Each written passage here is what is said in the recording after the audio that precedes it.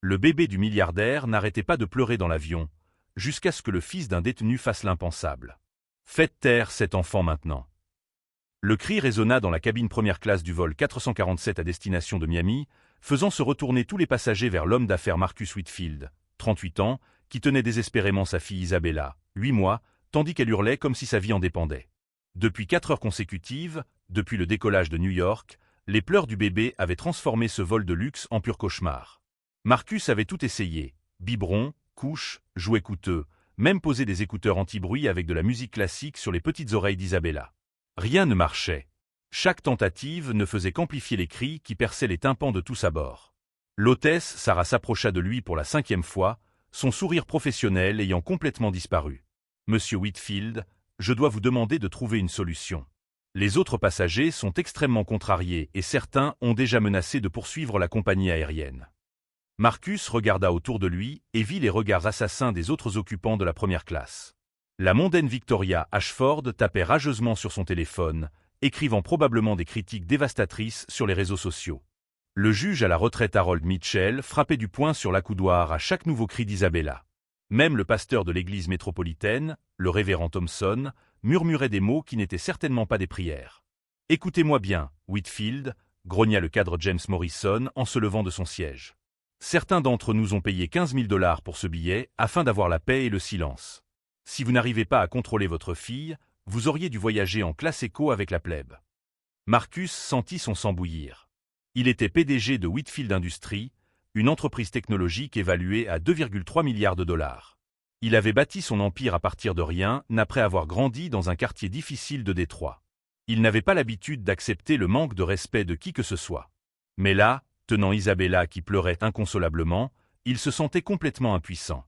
La vérité était que Marcus ne s'était jamais occupé d'Isabella seul plus de 2 heures. Son ex-épouse Catherine s'était toujours chargée de l'enfant, jusqu'à ce qu'il y a 3 semaines elle parte pour une retraite spirituelle en Suisse, abandonnant à la fois lui et leur fille sans aucune explication. Les nounous engagés duraient au maximum 2 jours avant de démissionner, prétendant qu'Isabella était impossible à gérer. C'est alors que quelque chose d'inattendu se produisit. De la section classe économique, un jeune homme d'environ 17 ans apparut dans l'allée. Ses vêtements étaient simples mais propres, et il portait un sac à dos rapiécé. Ses yeux sombres avaient un calme étrange qui contrastait avec le chaos environnant. « Excusez-moi, monsieur, » dit le jeune homme, sa voix calme traversant les cris d'Isabella. « Puis-je essayer d'aider » Marcus regarda l'adolescent avec un mélange de méfiance et de désespoir. « Qui êtes-vous » ? « Je m'appelle Diego Santos. J'ai de l'expérience avec les bébés. » Le garçon tendit prudemment les bras.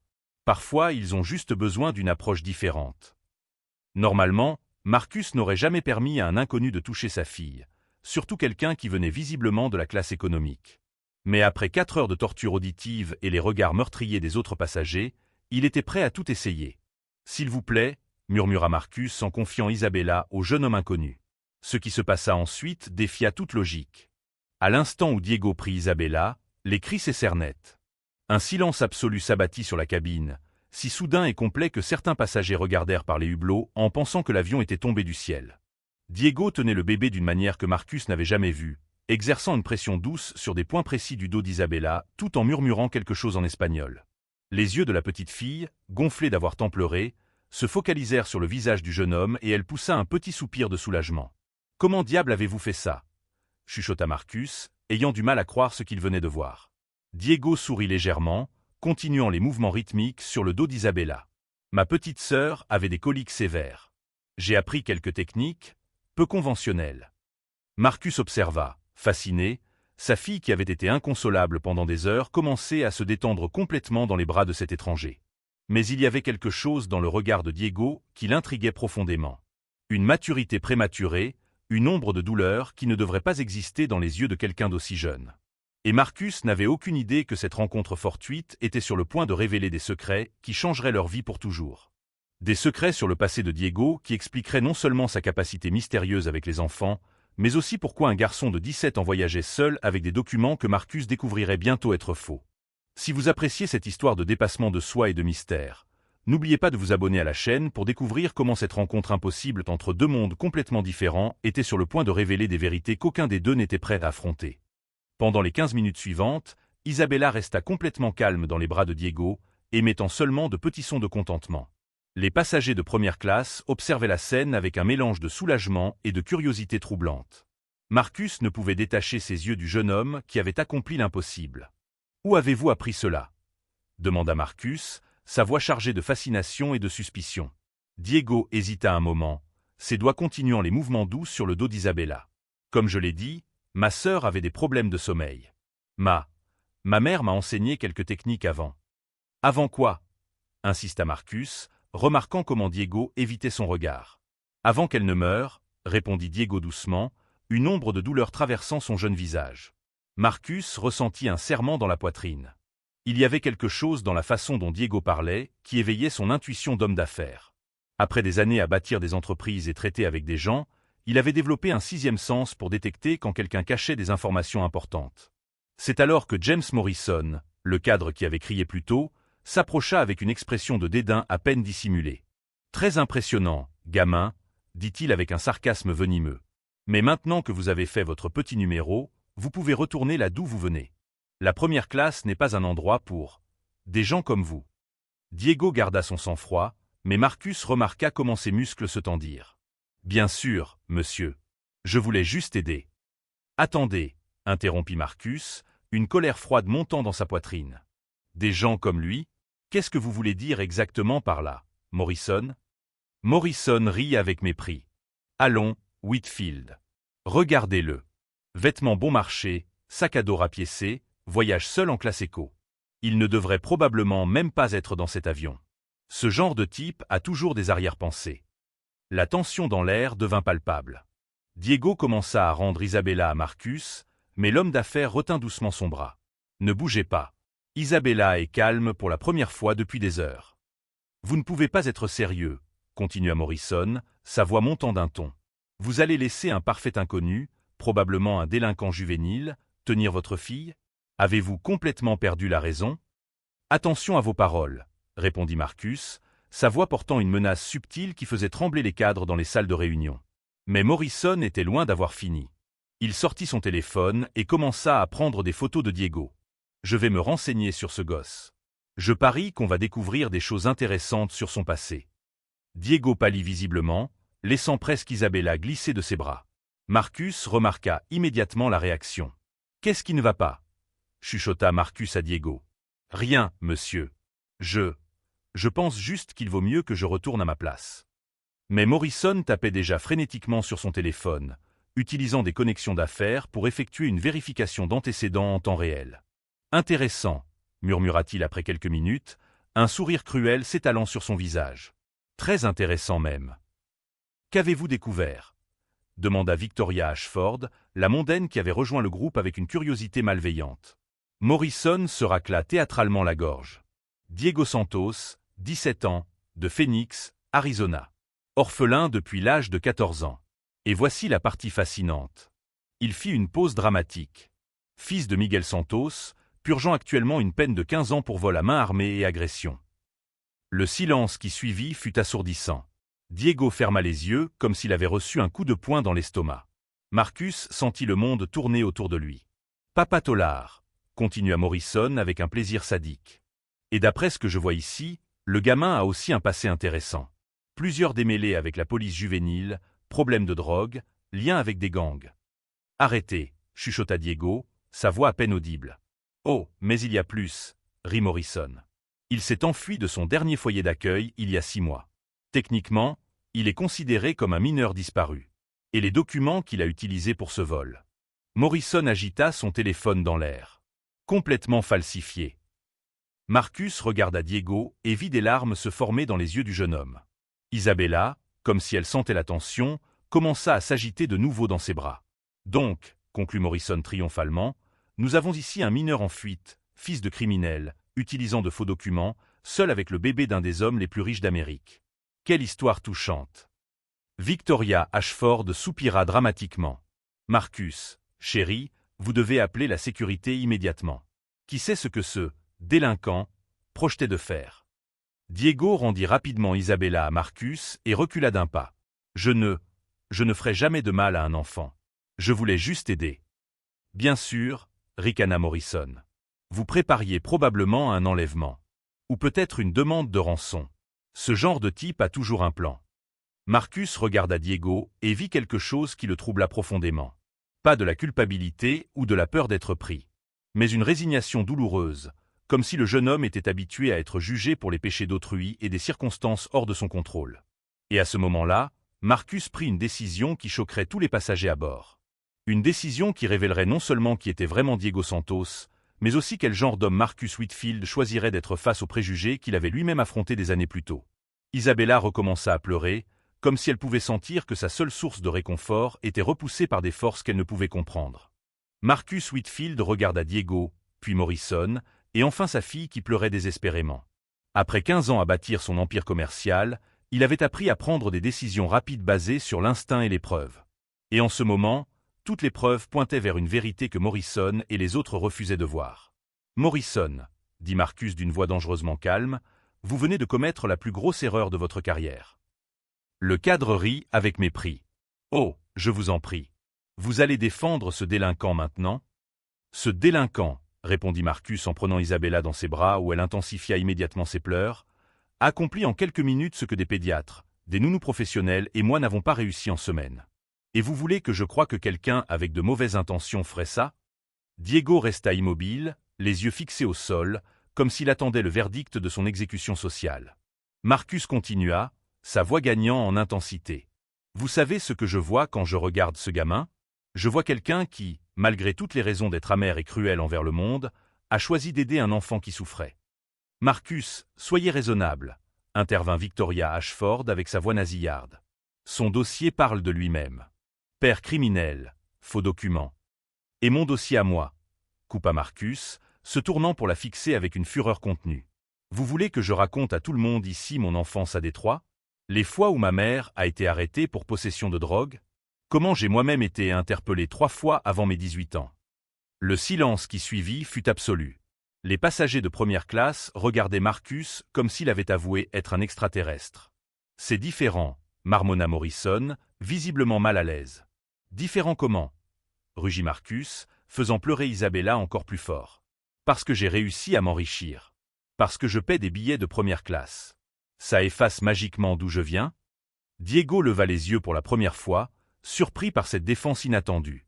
Marcus s'approcha de Morrison, sa présence intimidante remplissant l'espace.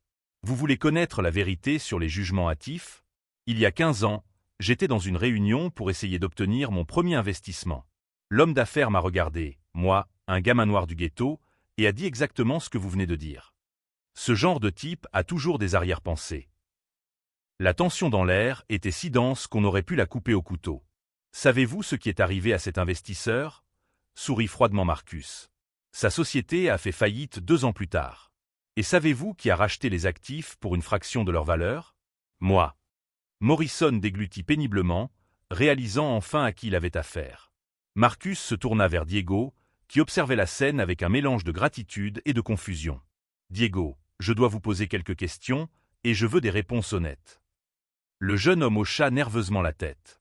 Les faux documents, vous les avez utilisés pour fuir une situation dangereuse. Diego hésita, puis hocha presque imperceptiblement la tête. Quelqu'un vous faisait du mal dans le dernier foyer d'accueil. Cette fois, Diego ne put cacher les larmes qui montèrent dans ses yeux. Oui, monsieur. Marcus sentit une fureur glacée remonter le long de sa colonne vertébrale. Il connaissait ce regard. Le même qu'il voyait dans le miroir à 17 ans. Et vous avez un endroit où aller quand cet avion atterrira à Miami. Diego secoua négativement la tête, la vulnérabilité dans sa posture brisant le cœur de Marcus. Alors voici ce qui va se passer, annonça Marcus, sa voix résonnant dans la cabine. Diego va rester avec moi pendant l'escale à Miami. Je vais organiser une documentation appropriée par mes avocats et un endroit sûr pour qu'il reste. Vous avez complètement perdu la tête, explosa Morrison. Vous ne pouvez pas simplement adopter un mineur criminel. Je peux faire ce que je veux, répondit Marcus avec une autorité absolue. Et si quelqu'un ici a un problème avec ça, je suggère qu'il repense à qui il a affaire. C'est alors que l'hôtesse, Sarah, s'approcha discrètement. Monsieur Whitfield, je dois vous informer que Monsieur Morrison a contacté les autorités de Miami. Il y aura des policiers qui attendent quand nous atterrirons. Diego devint complètement pâle, ses genoux fléchissant presque. Ils vont me ramener. Ils vont me livrer à... Non, dit Marcus avec une détermination de fer. Ils ne le feront pas. Marcus sortit son téléphone et composa un numéro. Jonathan, c'est Marcus. J'ai besoin de vous et de toute votre équipe juridique à l'aéroport de Miami dans 2 heures. Oui, c'est urgent. Je me fiche que ce soit dimanche. Amenez aussi les gens des services sociaux qui ont travaillé sur l'affaire de la fondation l'année dernière. Diego l'observait avec une incrédulité totale. Monsieur Whitfield, vous n'avez pas besoin d'eux. Si, j'en ai besoin, interrompit Marcus, sa voix s'adoucissant pour la première fois. Vous savez pourquoi? Parce qu'il y a 15 ans, quand j'étais désespéré et sans issue, une seule personne a cru en moi. Une institutrice appelée Madame Patterson. Elle n'avait pas d'argent, pas d'influence, mais elle avait quelque chose de bien plus puissant. Elle voyait du potentiel là où les autres ne voyaient que des problèmes. Marcus tendit sa main à Diego. Isabella n'arrête pas de pleurer depuis des semaines. Pédiatre, spécialiste du sommeil, personne n'a pu l'aider. Vous l'avez fait en quelques minutes. Ce n'est pas une coïncidence. C'est un don. Morrison et Victoria échangèrent des regards mal à l'aise, réalisant qu'ils avaient gravement sous-estimé tant Marcus que la situation.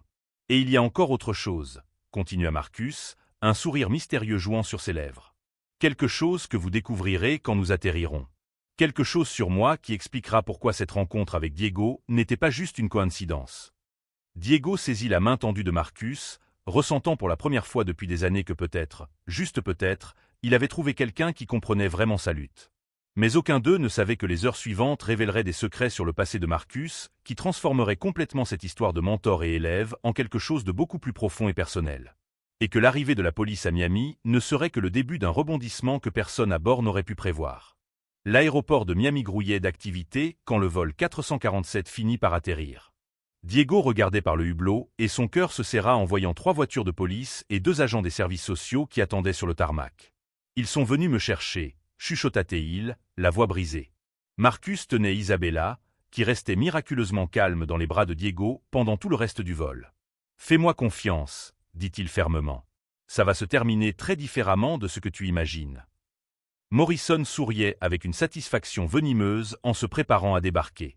Justice sera rendue. Ce voyou va enfin payer pour ses crimes.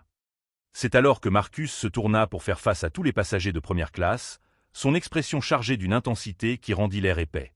Avant qu'on sorte de cet avion, vous allez tous découvrir qui est vraiment Diego Santos. Et qui je suis vraiment. Marcus sortit son téléphone et ouvrit un dossier de photos qui fit suffoquer Diego de choc total. Diego, réponds-moi à une question, dit Marcus, sa voix tremblant légèrement. Ta mère, elle s'appelait Carmen Santos. Diego devint complètement livide.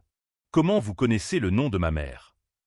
Marcus tourna l'écran du téléphone pour que Diego puisse voir. Il y avait là une photo d'il y a 15 ans, un jeune Marcus Whitfield, maigre et portant des vêtements bon marché, à côté d'une femme latina au sourire chaleureux et un petit garçon d'environ 2 ans. Parce que Carmen Santos m'a sauvé la vie il y a 15 ans, dit Marcus, des larmes se formant dans ses yeux. Et ce petit bonhomme sur la photo, c'est toi. Le silence qui suivit fut assourdissant.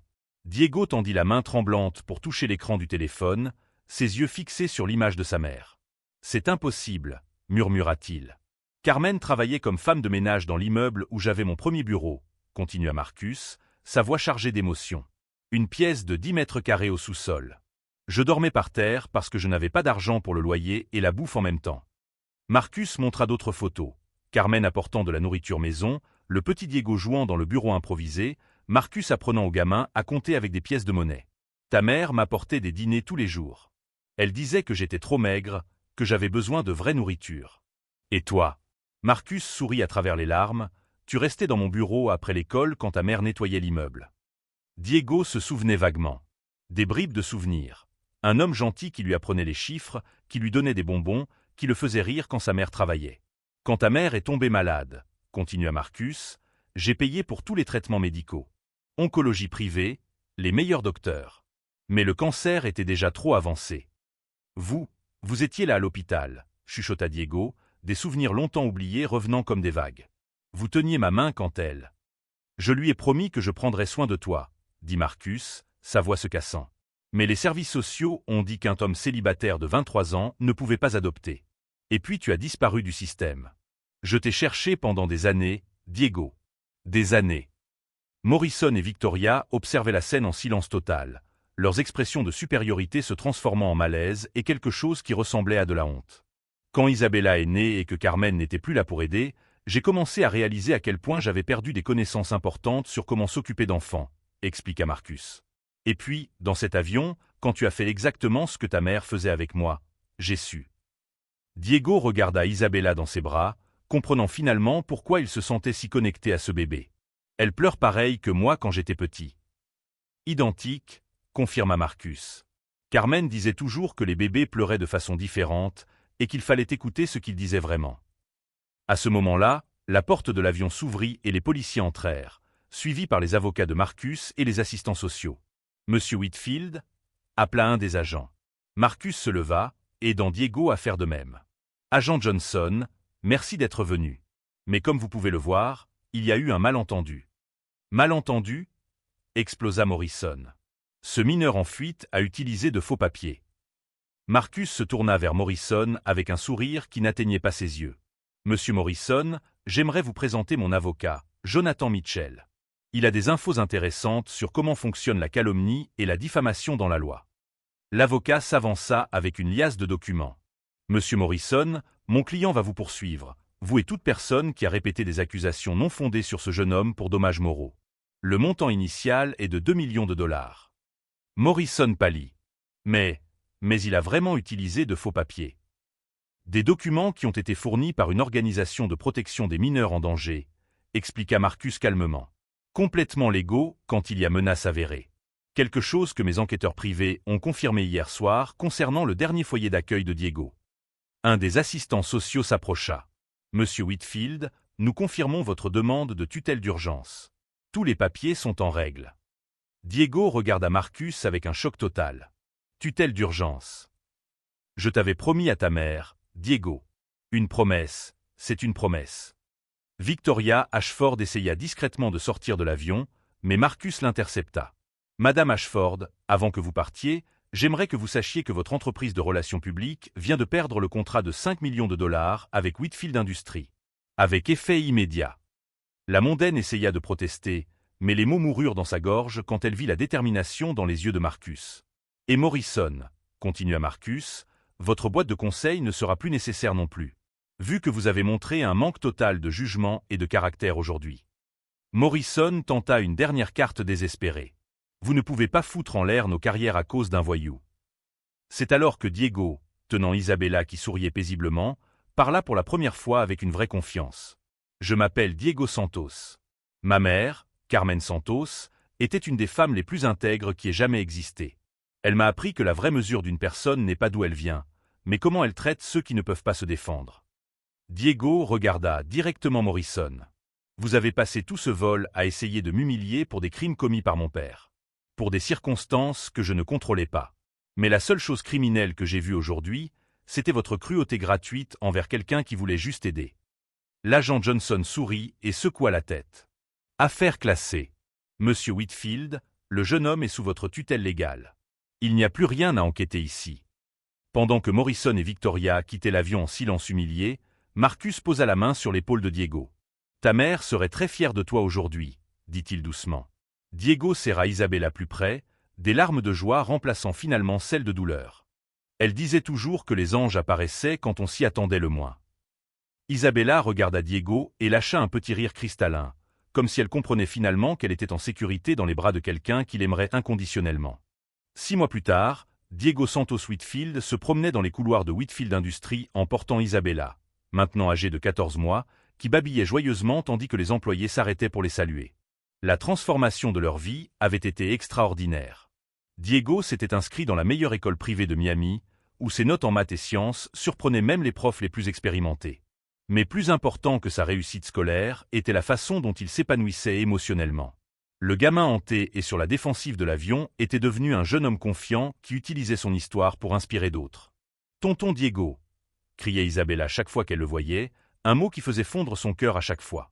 Marcus avait officiellement adopté Diego 3 mois après l'incident de l'avion, en faisant légalement son fils et héritier. Cet après-midi-là, Diego retrouva Marcus dans son bureau en train de réviser des propositions pour la fondation Carmen Santos, créée en l'honneur de la femme qui avait sauvé leurs 2 vies. La fondation se spécialisait dans l'aide aux jeunes en situation de risque, offrant non seulement des ressources financières, mais du mentorat et de vraies opportunités de croissance. Comment s'est passée la réunion avec les investisseurs? Demanda Marcus, levant les yeux des documents. On a décroché 2 millions de plus pour les programmes de tutorat, répondit Diego, installant Isabella sur les genoux de Marcus. Et l'Université de Miami veut faire un partenariat avec nous pour créer un programme de prépa universitaire. Marcus sourit avec fierté. En 6 mois, Diego était devenu non seulement son fils, mais son associé le plus fiable dans la fondation. L'intelligence émotionnelle et l'expérience de vie du jeune homme apportaient des perspectives qu'aucun consultant cher ne pouvait offrir. « Il y a quelque chose que je dois te dire », dit Marcus, son expression devenant plus sérieuse. « J'ai reçu un coup de fil aujourd'hui. Morrison et Victoria. » Diego se tendit légèrement. Qu'est-ce qu'il voulait? Des excuses, répondit Marcus simplement. Apparemment, perdre des contrats de millions et faire face à des poursuites pour diffamation leur a donné une nouvelle perspective sur les jugements hâtifs. Diego réfléchit à cela un moment, Isabella jouant avec ses doigts. Tu sais ce que ma mère disait toujours? Que pardonner ne veut pas dire oublier ou laisser les gens nous faire du mal à nouveau. Ça veut dire libérer la colère qui nous empêche de grandir. Marcus hocha la tête, encore une fois impressionné par la sagesse de son fils. Et quelle est ta décision? On va accepter leurs excuses, répondit Diego. Mais on va aussi utiliser leur expérience comme exemple dans nos conférences sur les préjugés et les secondes chances.